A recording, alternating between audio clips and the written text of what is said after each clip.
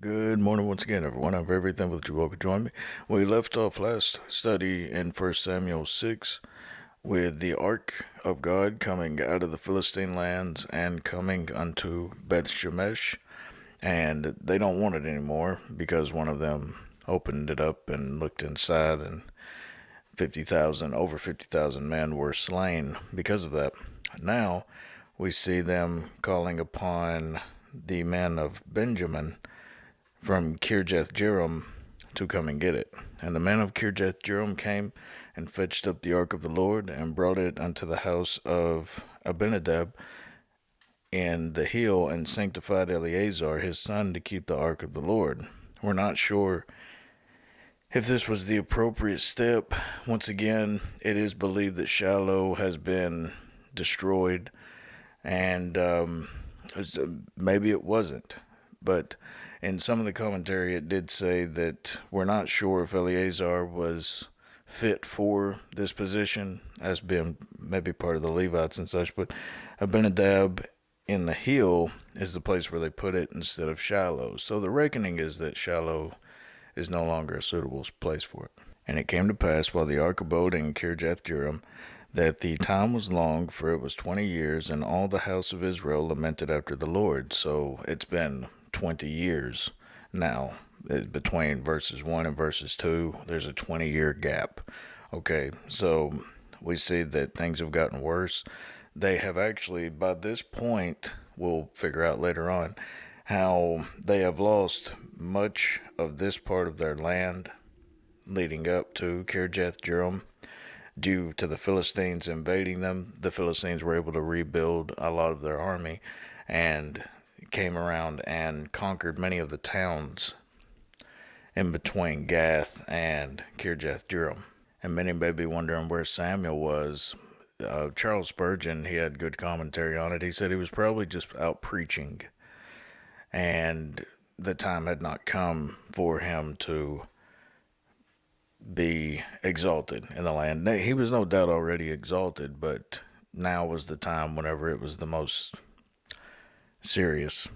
And Samuel spake unto all the house of Israel, saying, If ye do return unto the Lord with all your hearts, then put away the strange gods and Ashtaroth from among you, and prepare your hearts unto the Lord, and serve him only, and he will deliver you out of the hand of the Philistines. Ashtaroth is one of these, much like Dagon and Baal and all of these. It's the old god that has been worshipped throughout generations. Rome is actually known as being kind of the great thieves of Greek culture. So pretty much all the Greek gods were stolen from Rome, but the Greek gods, they actually were derived from many of the, if not all of the Egyptian gods.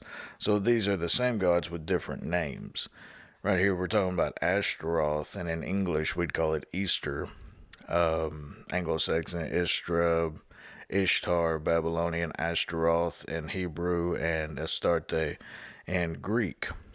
And we'll see how in the Greek, the Phoenician and Greek fertility goddess, always a fertility goddess. In every one of these, fertility, it's the goddess of sex and love and fertility, having babies. And these statues that they would put around were of, most of the time, nude women, like made in the image of nude women. So this would have been like the pornography of the day, and it was apparently everywhere and worshipped, much like pornography today is very much worshipped by many people.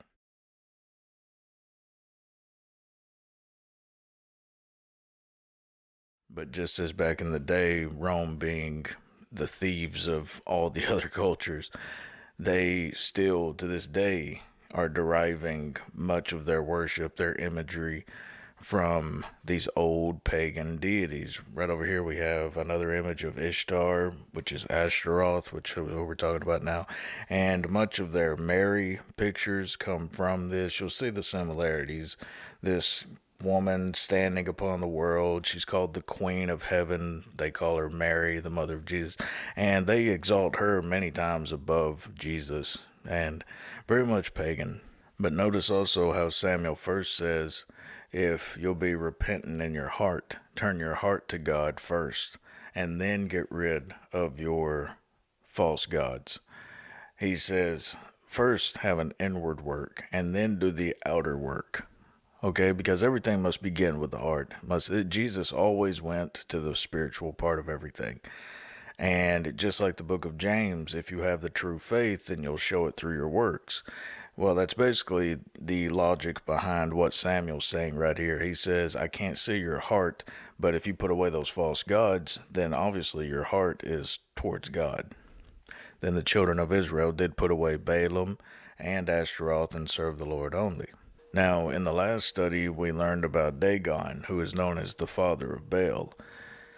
And Baal is really the closest thing to Satan, I believe, with all of these Canaanite gods that you can get. Besides Baphomet or Horus, you've got Baal. So this would usually be a term for many gods. They would refer to many gods as this Baal.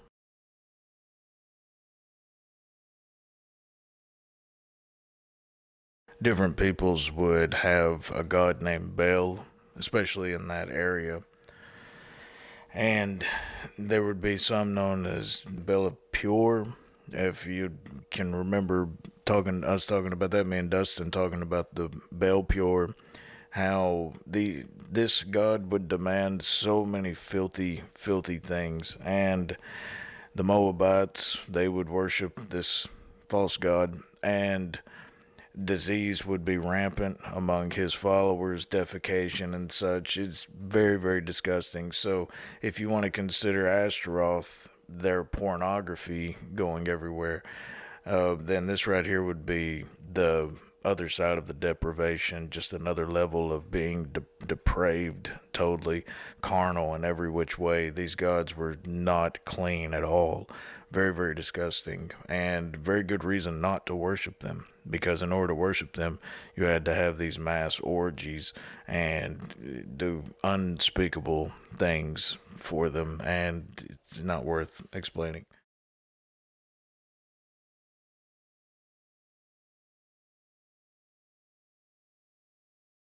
And Samuel said, gather all Israel to Mizpah, and I will pray for you unto the Lord. Mizpah was an important place. They had history with Mizpah, even going back to Jacob and Laban. This is where they parted ways, was at Mizpah. And in the towards the end of Judges, you'll see in about Judges 20 how Israel, this is a place where they had met up and repented. So it was an appropriate place, Mizpah. And they gathered together to Mizpah and drew water and poured it out before the Lord and fasted on that day and said there, we have sinned against the Lord. And Samuel judged the children of Israel in Mizpah. In the book of Lamentations, Jeremiah spoke of how their hearts would be poured out like water unto the Lord, and that's the figurative meaning behind this. No doubt they probably did offer water, but it's also to signify their mourning and how repentant that they truly are, and it's to show their tears.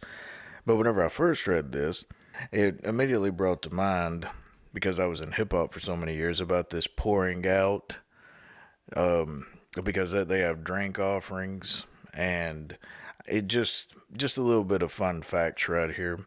You know how people say pour out a little liquor or whatever for the dead and such. Well, that's very ancient. That goes all the way back to Egypt. In this article right here that you can find, read it for yourself. But just a little history. That actually goes all the way back to ancient Egypt, and the Greeks also adopted that practice, and as did the Romans once again. But the Greeks, they would pour out some wine and for their Olympian gods. So this is kind of a warning, is the reason why I'm giving this fact, because traditionally it would be not only poured out for the dead, but it would also be poured out in honor of the gods. Okay, so I would be very careful about pouring out a little bit of anything for anyone, because what the Hebrews are doing right here, what Israel's doing, is they're pouring out water for the Lord, who is life, who is all great things. The complete opposite of the reason why other people pour out a little for in honor of whoever. And when the Philistines heard that the children of Israel were gathered together to Mizpah, the lords of the Philistines went up against Israel. And when the children of Israel heard it, they were afraid of the Philistines. Now, at this point, the Philistines were not as strong as they were back at the Battle of Ebenezer. And because God had went into their land and struck them with what I believe was the bubonic plague, or at least a type of plague similar to that. And so their numbers were dwindled, but this is also 20 years later, and you have to also remember how the numbers of the Israelites dwindled whenever the ark came back into them.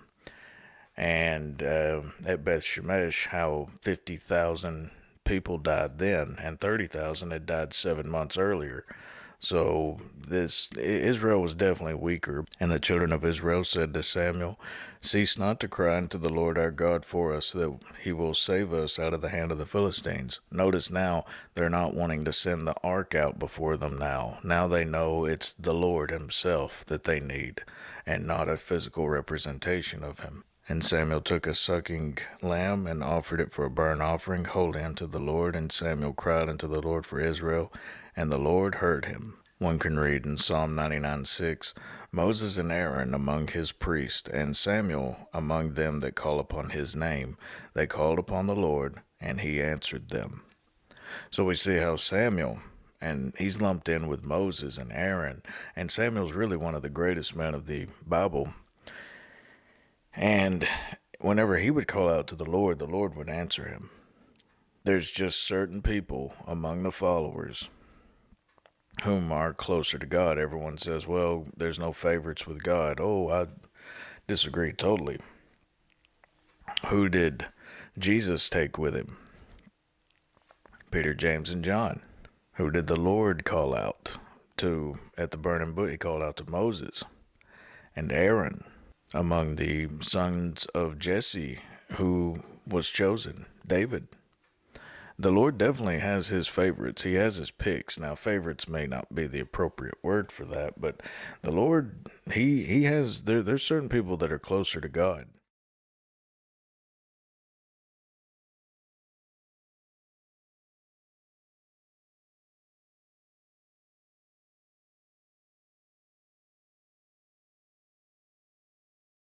And as Samuel was offering up the burnt offering, the Philistines drew near to battle against Israel, but the Lord thundered with a great thunder on that day upon the Philistines and discomfited them, and they were smitten before Israel. We hear about the Philistines being very afraid of this weather, this drastic weather change, but we don't see the Israelites fearing. So I believe that the Lord gave them confidence, and he really discouraged the Philistines, and he just put in their heart to be more susceptible to terror. And that kind of reminds me of what C.S. Lewis said about the men who go to hell. He says, whenever you go to hell, you go as just a fraction of a man. You're not a man in hell anymore. No, because as of right now, we are more men than those who go to hell. You're just a fraction of what you were even on earth, and we're pitiful on earth, so susceptible to pain and death and such. Whenever you go to hell, you've even lost these earthly benefits. Terrifying. And the men of Israel went out of Mizpah and pursued the Philistines and smote them until they came under Bethkar.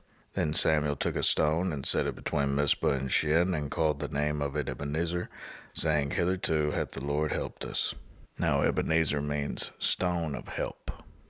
Meaning that kind of points to Jesus being our rock, the rock of salvation. Okay, it's just, I believe, a little foreshadowing there. Kind of like how certain death is right on the horizon, but then the Lord shows up and saves us from that death. There's, I believe, a little bit of imagery here. So the Philistines were subdued, and they came no more into the coast of Israel, and the hand of the Lord was against the Philistines all the days of Samuel. And the cities which the Philistines had taken from Israel were restored to Israel, from Ekron even unto Gath, and the coast thereof did Israel deliver out of the hands of the Philistines. And there was peace between Israel and the Amorites. Okay, so the Amorites at this time, they were stronger. They were probably the strongest of Israel's enemies at this moment, because the Philistines, they had already been afflicted 20 years before that with this, I believe, like a bubonic plague of sorts whenever the ark was there. But then the Amorites are rising at this time. But there's peace between them.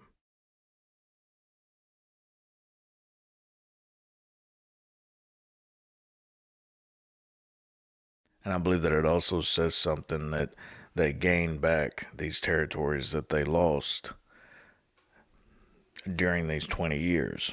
They gain all that back upon repentance. And I believe that that shows how the Lord will make us whole, that He can make someone or even a nation whole again after they come back to Him. And He does it that day.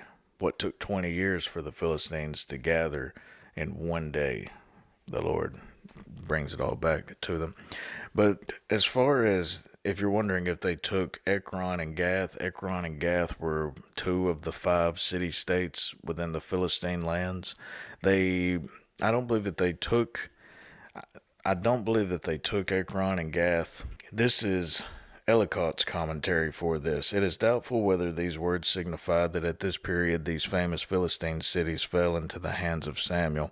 This expression more probably indicates on the Philistine side the direction and limits of the space in which the Israelites recovered their lost territory. So the Israelites just got all their towns back. And Samuel judged Israel all the days of his life. And he went from year to year in circuit to Bethel and Gilgal and Mizpah and judged Israel in all those places. So this would have been Samuel's yearly circuit. If you can see this, Gilgal, right over here near Jericho, and he would travel unto Mizpah, Bethel, and right up here is his home, which we're about to hear about. And his return was to Ramah, for there was his house, and there he judged Israel, and there he built an altar unto the Lord.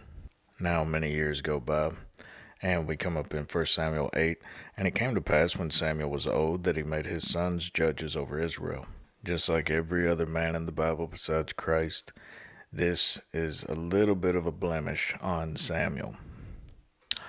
And the reason why it's believed that this was a wrong move on his part was because the judges were never decided by men. They were always decided by the Lord. But Samuel may have thought, since he was getting old, he's going to pass it down to his sons. But his sons, much like Eli and his situation with Hophni and Phinehas that we've read about, his sons are nothing like Samuel. Now the name of his firstborn was Joel, and the name of his second, Abiah. They were judges in Beersheba. Right down here would have been Beersheba, and right up here was the home of Samuel. So they had quite a bit of ways. Right here's Beth Shemesh, here's Bethlehem, Jerusalem. So all of this separated him from his sons. Okay, so they probably felt liberty to do whatever they wanted, and they did. And his sons walked not in his ways, but turned aside after lucre, and took bribes, and perverted judgment. Then all the elders of Israel gathered themselves together, and came to Samuel unto Ramah. So they all come on up here, they all gather themselves together, and they come to Samuel. And said unto him, Behold, thou art old, and thy sons walk not in thy ways. Now make us a king to judge us like all the nations.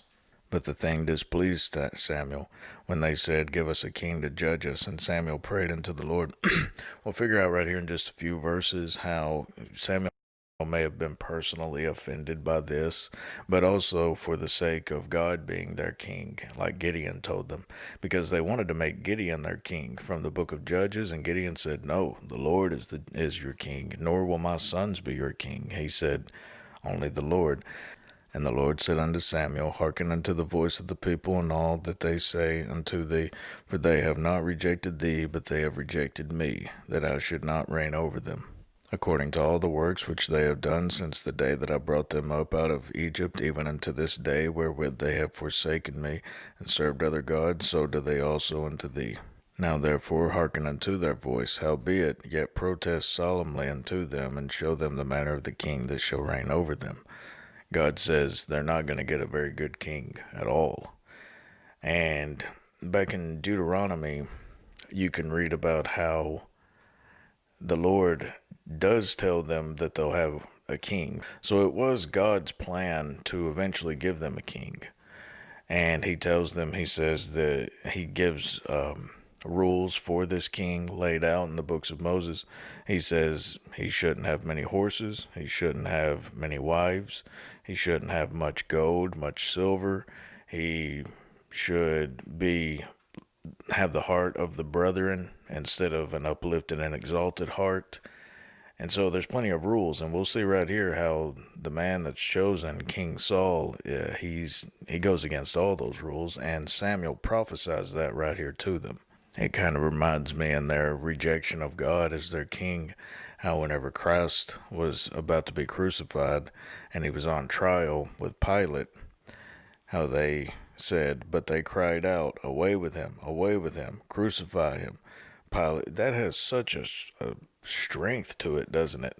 I mean, you can just hear they were very, very much wanting him dead, executed. You can know the vitriol that this just spews out within these, away with him, crucify him. They just can't wait to kill him. It's amazing. Pilate saith unto them, shall I crucify your king? The chief priests answered, we have no king but Caesar. You see, a carnal mind will seek a carnal king. And Samuel told all the words of the Lord unto the people that asked of him a king.